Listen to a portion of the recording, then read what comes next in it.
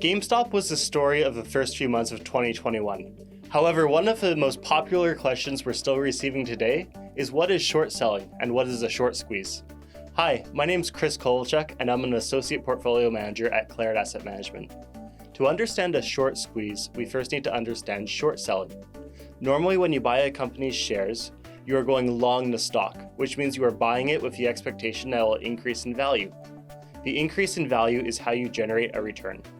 Short selling, on the other hand, is betting on the fall of the share price. When the share price falls, you make money. Shorting is a little complicated, so let me try and simplify it through an example with Fairy Tale Inc. Your friend really loves Fairy Tale Inc. and owns 100 shares. However, you believe that Fairy Tale Inc. has been using its make-believe pixie dust account to inflate their profits. Because of this, you do not want to buy the shares. Instead, you want to profit off a share price decline. So you decide to short the shares.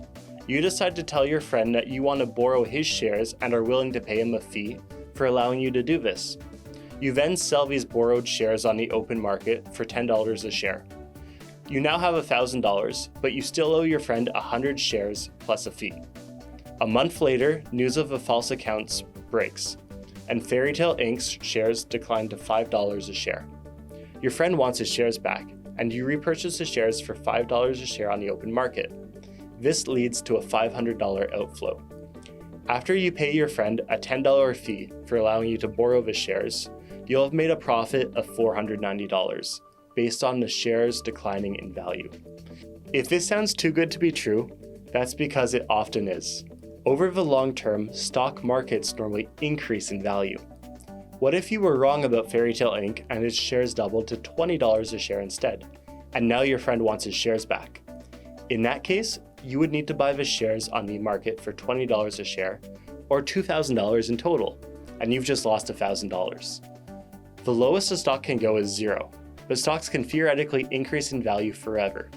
That's why short sellers face unlimited risk.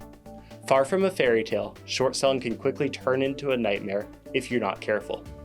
When you are shorting a company, you are playing a game where the rules can change at any time. When selling a stock that you do not own, you have to borrow the electronic certificates in order to deliver it to the buyers on the other side of a trade. If you can't deliver, you might be forced to buy them back at any price. Also, when borrowing stocks, you have to secure a margin requirement, keeping cash or something of value in your portfolio. The margin you need to maintain gets bigger when the price of a stock you sold short goes up in value. This is where the first rule change happened with GameStop. Several brokerage firms announced that they would require 300% margins for short positions until further notice. If your account did not have the margin value already, you were required to find it in a hurry, or the brokerage firm would buy back the stocks at whatever the prevailing market price was, and face a huge potential loss. In the case of GameStop, apparently 130% of the shares of the company were shorted. That means for every share in circulation, there were 1.3 shares sold short, leaving investors scrambling to repurchase the shares so they could close their short position. Meanwhile, people were coming together on social media to fight the deep pockets of short sellers. When they began to repurchase massive amounts of the stock, this drove the price up and forced those who were short to post additional margin or close their short position. The problem is, to close your short position, you need to buy the stock. When you buy the stock, the price goes up. As more and more shorts are forced to close their positions, the price climbs even higher as a result of the prevailing forces of supply and demand, inflicting even more pain on the remaining shorts. Thus the term short squeeze. You start to see how short selling can go badly quickly. It's a high-risk activity and much harder to get right than simply buying and holding, which is tricky enough. Not only are your losses potentially uncapped, but you have to get the timing just right. You can't sell and hold. At Claret, we don't play games or invest in fairy tales. We look to invest in companies that have strong, proven fundamentals and will provide our clients with consistent returns over the long term.